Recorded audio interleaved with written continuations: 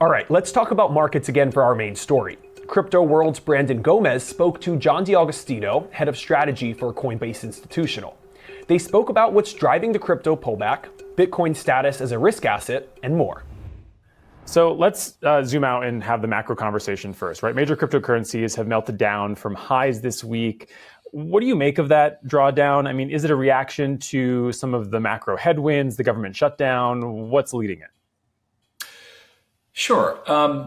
Always challenging to imply causation where correlation exists. But I think general consensus seems to be that this was ticked off, if you will, by the tariff threats against China. However, I think it's important to appreciate that when talking about these meltdowns or these volatility blips, we tend to use absolute numbers. So we hear numbers like, 6 billion was liquidated from crypto, 17 to 19 billion was liquidated from crypto markets overall. And those are scary numbers. I get that. The context of the market sizing is equally important. So if we think about last year to this year, Bitcoin's market cap has gone from about 1.2 trillion to 2.2 trillion. Crypto overall has gone from about 2.3 trillion to 4.3 trillion. So when you look at those scary numbers, and they are scary, no question, especially if you bought in recently, 6 billion of liquidations in Bitcoin and 19 in crypto overall represent 60 basis points and 44 basis points respectively. So it's a little scary. I get it. And I'd love to talk to you a bit about I think why it's scary. But I do think the context of the market sizing is important to consider. Well, and I want to, sort of get into the drivers, right? Because I know that you've also talked about a decoupling of crypto markets from these, macro headwinds and tailwinds, allowing the asset to trade on its own merit, especially. So what do you think it is that is so scary to investors right now that maybe you can abate some of that fear?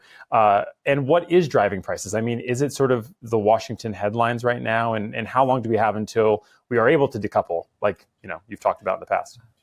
So I don't think anything ever is truly decoupled. We live in a somewhat homogenous financial world in the sense that while assets exhibit characteristics during normal course, when there's panic, that panic tends to affect everything.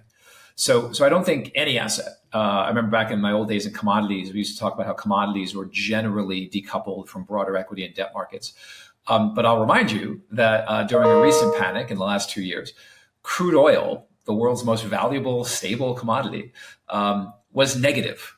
Actually traded negative for a brief period of time. You have to pay someone to take the world's most valuable commodity off your hands. So I think the better question is, it's a very good question, but I think the question people should ask themselves is two things. One is, markets like crypto tend to resemble commodity markets in that you can have very, very deep liquidity, right? The thing can trade 1 billion times a day. It trades like water. But you may have a concentrated group of market makers or key market participants.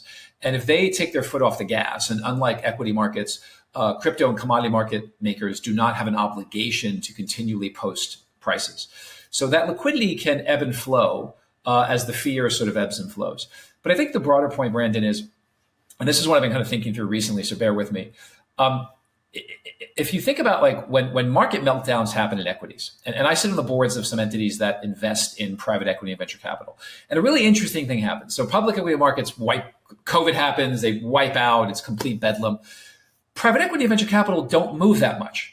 It's kind of odd. They kind of just don't move nearly as much as equities. And that's because their cadence is much slower. They tend to market quarterly. They have more time to absorb information. Crypto is to public equity markets what public equity markets are to venture capital and private equity, in that it's so much faster. It's so much more transparent. It operates 24/7, near instantaneous settlement. So what I would offer to you, and I'm not sure if this makes people feel better, is what they're seeing in crypto is the reality. They're not seeing a watered down version that shuts down at 5 o'clock every day or prices quarterly.